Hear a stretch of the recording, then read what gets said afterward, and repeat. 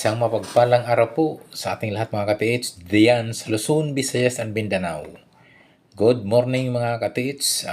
Mga ka-TH, mayroon po tayong nagpapadala po ng isang picture mga ka-TH, nagpapatulong upang i-decode kung saan yung pwedeng location nitong items na napagandang markers mga ka-TH kasi itong deformed coconut markers at mayroon pang nakalinya mga ka-TH.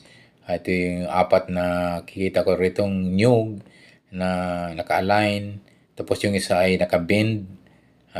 Nakaturo yung isa na sa bandang unahan. Pointing west location mga ka-TH. Okay mga ka-TH, maraming salamat nga pala yung mga bago pa lang sa aking YouTube channel. Don't forget to subscribe.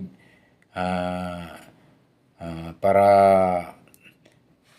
huwag kalimutan pagpindot po ng aking notification bell button para update po kayo sa aking mga video pang palabas. Okay mga ka-TH, tuloy na po tayo at sana matulungan po natin may i-decode yung ating ka-TH na humingi ng tulong sa atin upang matulungan siya sa paglukit ng area ng items kung saan pa yung items na pwedeng i-dig o pwede nilang mahanap mga ka-TH. Okay, ito mga ka-TH yung isang nyug, isa napapansin ko, ang isa siyang naka-bend. So, ang dulo nito mga ka-TH ay naka-twist siya na para siyang ahas tingnan. Yung yung gitna nagiging spiral yung kanyang gitna ng nyug. Ito ay pointing mga ka-TH sa west area mga ka-TH. Isa po ito sa indication mga ka-TH na pwedeng nagtuturo po ito sa distance sa west area yung kanyang shape ng pagka-deform ng itong nyug na naka-twist po na ito ay nakaturo nga sa bandang west location mga ka-TH. So, ito po sa aking assessment dito ay isa sa, alam nyo naman, ang mga Japanese ay isa po sa mga markers, sa mga coconut markers ang ginagamit nila upang ito'y pangtanda po sa mga kanilang tinatagong mga valuable items mga ka-TH. So, ito yung pangalawa mga ka-TH. Napapansin ko itong yung alignment. Yung alignment po mga ka-TH ng nyug.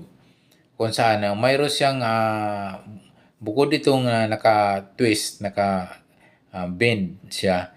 Mayroon pang tatlo na naka-align. Tuwid to mga ka-TH.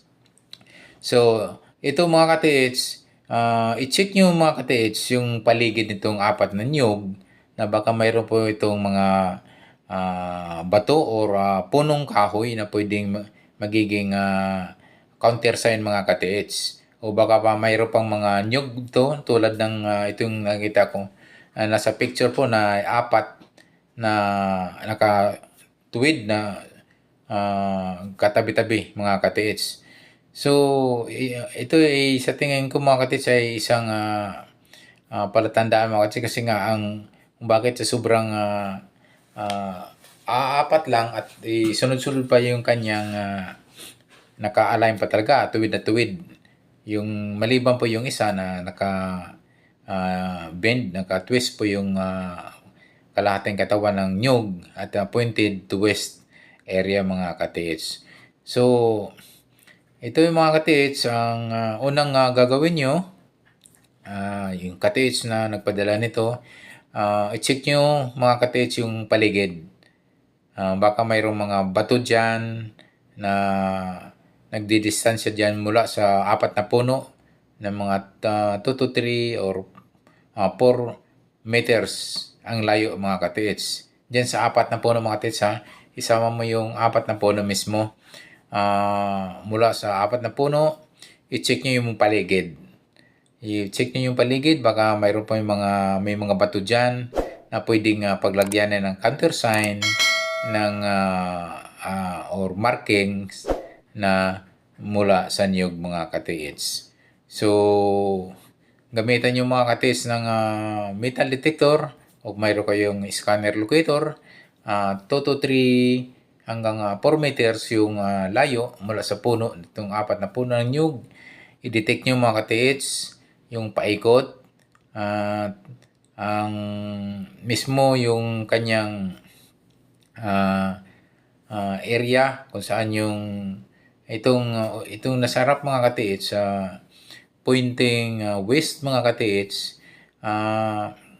I-try nyo mga katiits na mag hanggang 5 to 6 meters mga katiits yung distansya mula sa nyug mga katiits. Ito yung nakabend na nyug.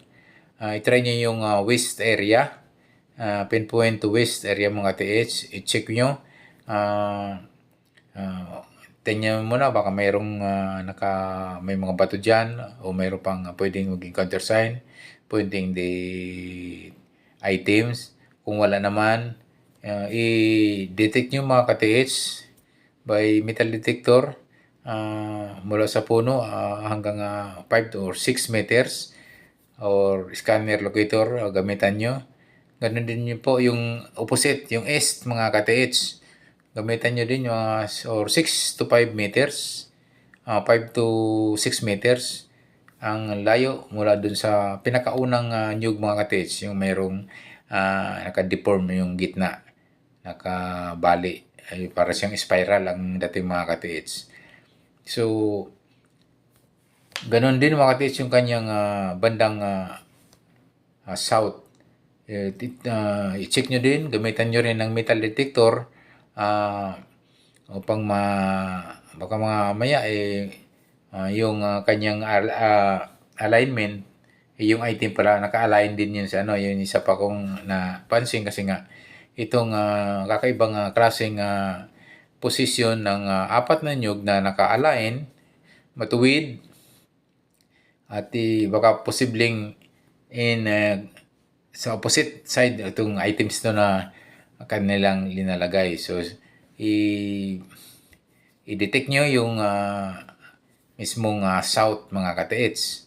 Yung south na mula 5 to 6 meters mula sa puno. 1 to 5 or 6 meters mula sa puno. I-detect nyo yan mga katiits. Baka nga itong posisyon na alignment nito na 4 na nyug, baka rin naka-align din yung items mga katiits. So, yan po ang aking assessment. At yun nga, yung paikot mga katiits, yung bandang east, i-check nyo, i-detect nyo, i-scan nyo kung may scanner. Bandang north uli, i-double check mga katiits. Bandang norte, i-detect nyo rin o i-scan nyo rin kung mayroong scanner. At saka yung west mga katiits. So, walang mawala mga katiits at sabi nga, tayo'y naghahanap ng treasure. Talaga namang pasensyado.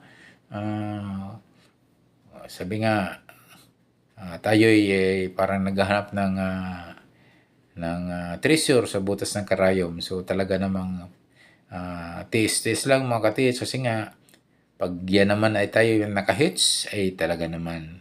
So blessing yan mga katiits. So yan ay isa sa mga panuntunan po sa mga sa treasure hunting. Treasure hunter ay isang dapat tayo po'y pasensyaso na hindi agad dahil nga yung halimbawa nagdig tayo at yung dig medyo malalim na wala, tapos test naman ng test doon naman sa kabila, yung ganun talaga mga katiits. Siyempre naghahanap tayo talaga namang gagamit talaga tayo ng paghuhukay para malukit. Lalong-lalo na mga katiits kung tayo walang gamit ng pang treasure hunting equipment, kung base lang tayo sa decoding, base lang tayo sa marker, mga arrowhead na kung saan naka-pinpoint po, bandang east, south, west, north. So, mahirap po yan mga katiits na doon lang tayo magbibis at walang suporta ng treasure hunting equipment. Iba na talaga po yung mga katids kapag meron tayong treasure hunting equipment dahil ito'y madaling malocate ng items, madaling madetect kung saan yung mga items na yung malapit dyan sa kanyang markers mga katids. So, ito po mga katids, sana po ay nakapagbigay tayo doon sa nagpadala ito na sa picture ng ating pagdidikod. Sana po nakapagbigay tayo ng solusyon kung saan siya pwedeng mag-detect, kung saan siya pwedeng mag-test dig. Sabi ko nga, at try nyo yung 4 na angle mula west, east, north, and south mga ka-TH. Okay, maraming salamat po mga TH for watching. Yung mga bago pa lang sa aking YouTube channel, thank you so much for watching, and please subscribe and don't forget to hit the notification bell para updated po kayo sa aking mga YouTube pag ipapalabas. God bless us always.